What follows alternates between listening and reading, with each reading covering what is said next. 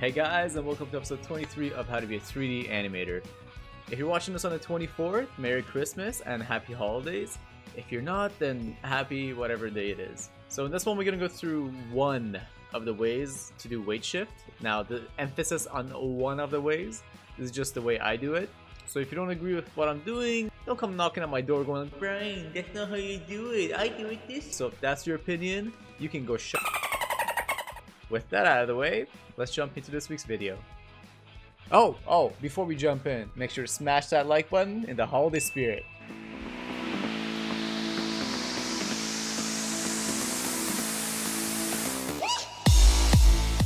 Okay, so we have a blocking here, and the blocking consists of 6 poses. And we're gonna go through each one and what exactly the character is doing. And again, this is just the blocking, and just to reiterate, this is a very simple way of doing this. This is my way of doing it. There's a lot more to this, and there's a lot more ways of doing this. But essentially, this is what the blocking looks like right now. Okay. And so, again, we have 6 different poses. First pose just being, let's color code this, neutral pose. We have an anticipation pose where the character is shifting her body and bringing the leg up. The body shifting is to readjust her weight so she doesn't lose balance. We have the third pose, which is in between pose, where the character is shifting her weight to the other leg after it's landed. And the fourth pose we have, let's call it overshoot. I have no idea what to name these. This is my first time actually trying to explain the process I do. So I'm just naming these as I'm going. So far we got neutral, we got anticipation, we got the in-between, the overshoot. We'll call this readjust. So we got overshoot, readjust, where the character is just starting to bring the leg that's still on the other side, starting to shift that a little bit. And then the fifth or sixth and last pose is just settle back into a neutral pose with readjusted feet. Now let's just dig a little bit farther into this and explain exactly what's happening in each step. And I'm just going to review it one more time. So we got neutral, anticipation, in between, overshoot, readjust, and settle. Now going from neutral to anticipation, let's change the color here. So what's happening is we're shifting the character's cog, center of gravity, this way. And if you guys know, we have a little hip control here. And what's happening to the hip control is it's tilting this way, because the weight of the character is being focused on this leg, since this leg is being lifted up. And the thing is, if you lift up this leg right now, and let's say you bring the leg here, what's gonna happen is the character is gonna tip over because their center of gravity will be unbalanced. So this side of the character wouldn't be able to support this side of the character. For this leg to be able to be raised, the character needs to tilt that way and put her focus on this leg. So the character will have a shape like that, so she can bring her leg up. And so we go here, we have the character tilting this way, putting all of her weight on this leg, and so she's able to now lift this leg up. And so then we reach the in-between pose. In the in-between pose, we have the character's screen right foot landing in a new position. So before it was here, she lifted it up and then placed it here. And now both feet, there's weight on both feet. So both feet are touching the ground, and so the weight is contributed equally, if I can draw a straight line, contributed equally throughout the body. So she's essentially like a triangle at this point. And so the weight is just like that. So the cog is now going back this way, and it's also going down a little bit. And so what else is happening here is that the character is sort of crunching down a little bit just because we want to create some sort of arc in between the two poses.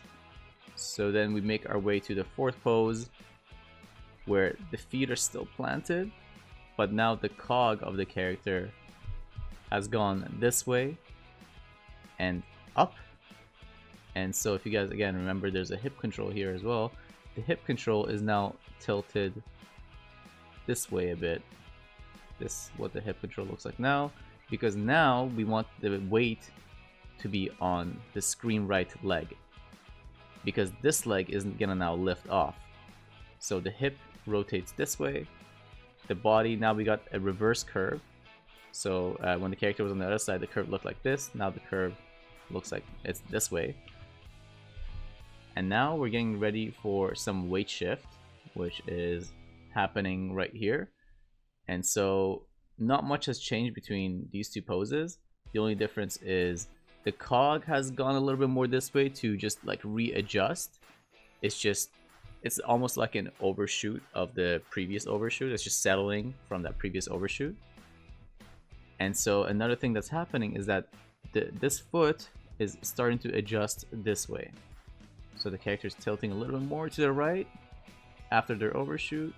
And then on our last pose, this leg gets readjusted to the proper position and the cog goes back this way and settles into a neutral pose. And once again, we have that triangle where the weight is equally balanced out throughout the body.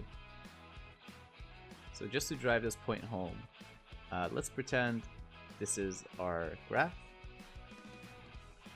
I don't know why there's a line, but just pretend that's our graph. And what our cog, this is going to be what the translate y on our center of gravity looks like. It will start off here and it will be keyed up, then it will make its way down slightly, up, and then resettle. So there will be a key here, there will be a key here, and there will be a key here. And so what's happening, let's just number these in red. Actually, I think we missed a key since we do have a readjust. We'll say the readjust key is right here. So these are pretty much our steps. We have our neutral, we have our anticipation, where the cog actually goes upwards. We have our in-between, where the cog goes down, and we have our overshoot right here, where the cog slightly goes up from the neutral line and then makes its way back to the neutral line by the time we reach neutral again. So just keep in mind, this is the translate Y. This is what it would look like. So it goes up to anticipate, it comes down for the in-between, slightly goes up again, then settles back into a neutral. And that's what's happening here. So we have our neutral, cog going up and to the left, coming down to the center, going back up, but this time to the right, and then coming back into the center again and reaching this point once again. I just really wanted to drive that point home because it's a really important point. And this is actually like a weight shift seems like a simple idea, it seems like a simple thing, but it's actually very complicated. And I don't know if I can fit everything I need to talk about in a YouTube video, so I'm gonna try my best. But we're gonna go ahead and get into animation and see what kind of points we can talk about once we do finish animation. Okay, so we'll end up with something like this after about 10 minutes of animating from our blocking. Now, I don't want to spend too much time on this just because I'm recording this on the 25th and we have a Christmas party starting soon. So I want to edit this and get this out to you guys as soon as possible. So we're just going to pretend this is very well polished and this is done. And we're just going to quickly analyze this for you guys, see what kind of changes we made. So first things first, we have the character very clearly shifting. So we have this shoulder going up, this shoulder going down, the character rotating a bit this way or creating some sort of curve in the chest this way, and the hips going this way. And we also settle into this.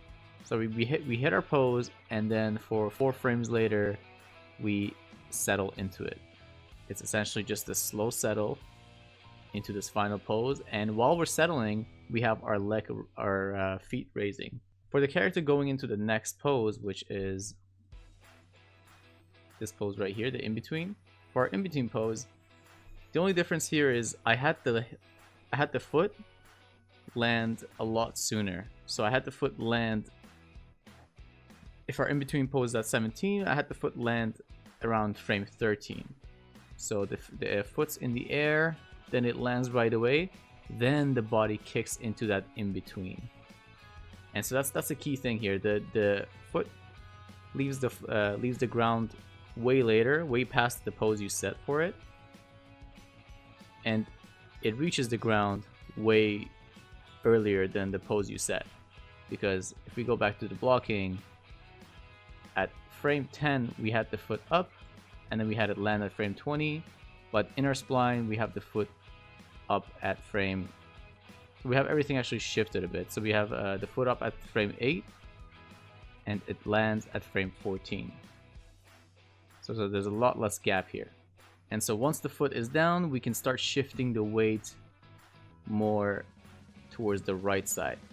And now once we reach the right pose, as the body is shifting farther and farther right, we have this foot rotating from here.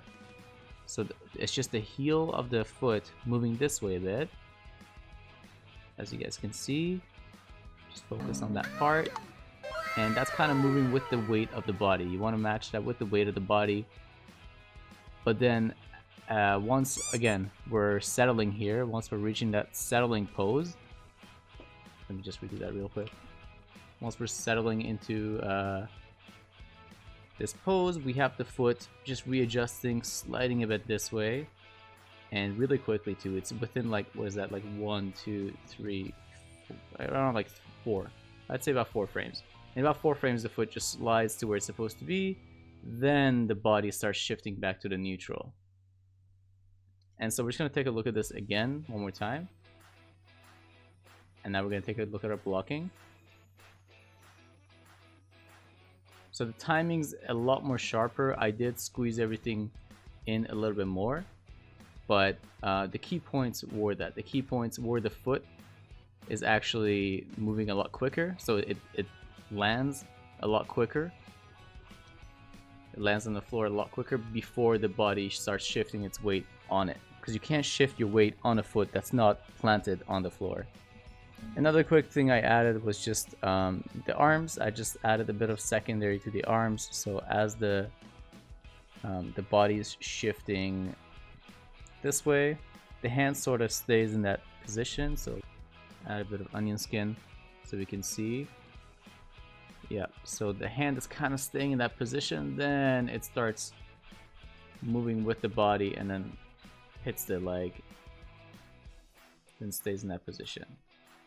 Aside from this, the only other thing I really added was a blink right here, which is just the eye stays closed for about 2 to 3 frames in between that, or as the in-between pose is happening, as well as some very subtle head animation. So we have the head facing this way as the character's going screen left, then the character starts going screen right, and so the head's slightly being turned that way as we're going screen right. Then once we hit this pose and we're settling, the leg sort of, or sorry, the head straightens out a bit, starts tilting this way as we head this way, and then settles into a neutral pose. So we're just counter animating the head just slightly, just to give it some more life. And that is about the only thing we did. This is about the only bit of differences we made. It's just the leg timing, the feet timing, having them planted before the weight is shifted, and some secondary animations, and just retiming some things a little bit just so it's a little sharper and it's not as floaty.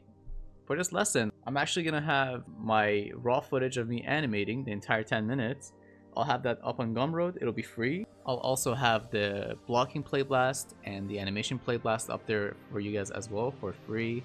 And for my Patreons, I just want to give a shout out to you guys. Thank you so much. I'll also be uploading the source file to my Patreon for this. If you're still watching, you're awesome. And with this channel, I try to make the best possible content I can with the little time I have left after work. But this sort of content, especially tutorials, take a lot of time. So consider supporting the channel at Patreon/3D Animation so I can continue creating useful content for you guys. But either way, the best kind of support I can ask is you guys just being here and watching the videos. So with that out of the way, I love you all, happy animating, and I will see you guys in the next video. One, happy holidays!